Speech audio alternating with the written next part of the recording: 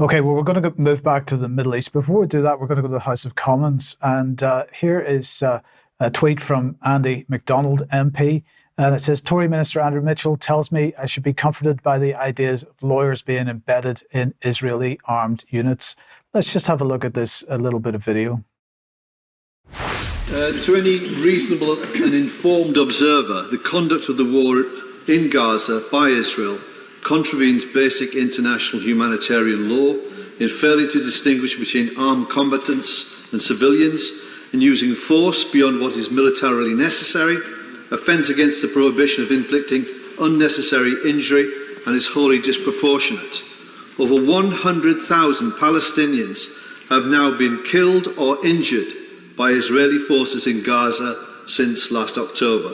So whilst the Minister relies on Israel being a democracy capable of abiding by its legal obligations, when the overwhelming evidence is that it is not doing so, what legal advice has he received about the complicity of and the dangers to our country of failing to take sufficient action under the relevant treaties to which this country is a signatory to deter such gross breaches of international humanitarian law? Minister. Well, as I said, Mr. Speaker, we do continue to assess Israel's commitment and capability to comply with international humanitarian law.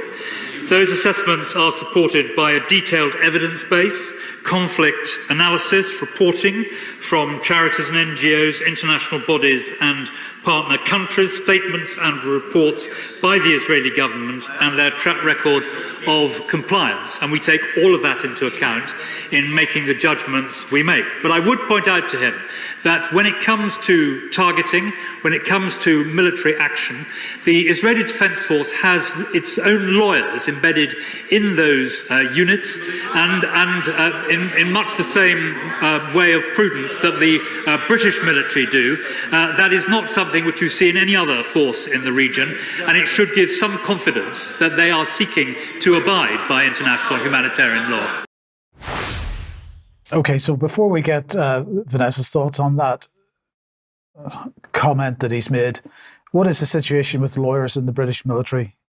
Charles? Well, unless things have changed very drastically, in some senses he's correct in that Army Legal Services would provide personnel, forward personnel, but into perhaps a divisional or brigade headquarters. But the idea that they're going any further forward than that is, I'm afraid, ludicrous, and also to suggest that they would be able to influence the decisions of more junior commanders. I mean, first of all, there simply aren't enough of them. So I'm afraid what Andrew Mitchell says does not stack up in any way at all. Yeah, Vanessa, that's the British situation. What's your thoughts on what he said about the IDF and lawyers?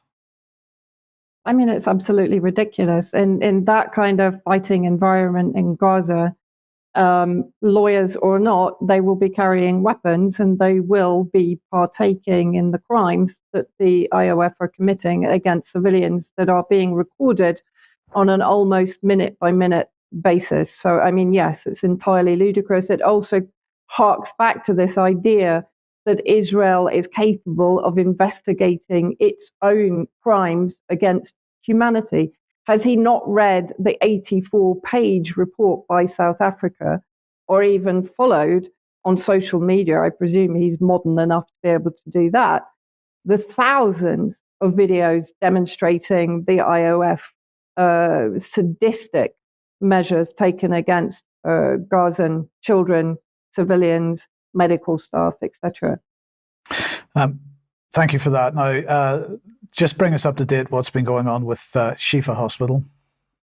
Yeah, well, I mean, actually, that's interesting following on from what we've just been talking about, because I wanted to demonstrate how BICOM, the British Israel Communications and Research Organization, packed full of former IDF and Zionist lobby influencers, actually reports on what is going on in the war. And the most recent sort of big event is the fourth siege and attack on Shifa Hospital in sort of central northern Gaza.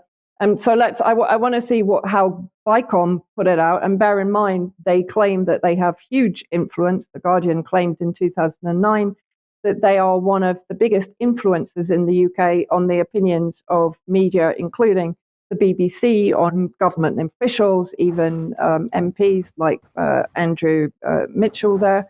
And so let's just have a look. So they basically channel the IDF spokesperson, Hogari, who's claiming that the IDF is operating in compliance with international law and against the Hamas terrorist organization. The claim again that Hamas is operating out of hospitals, which has been debunked on the third previous occasions, and using civilian infrastructure in a systematic, cynical pattern of behavior, etc., etc. So basically, BICOM channels the IDF, nothing else. They claim that an operation was planned several days ago to basically assassinate senior terrorists, meaning Hamas resistance members. But let's have a look how Mondoweiss, again, let's say an anti-Zionist regime Israeli media outlet, who talk about the real reason that Israel stormed Al-Shifa Hospital yet again. So let's have a look at what they tell us, which is very different. So the assassination was of Faik al-Mahbou, who was the director of operations of the Gaza police force, nothing to do with Hamas terrorist forces. And in reality, he was in charge of the distribution of humanitarian aid that was being brought into Shifa Hospital, into UNRWA centers surrounding Shifa Hospital.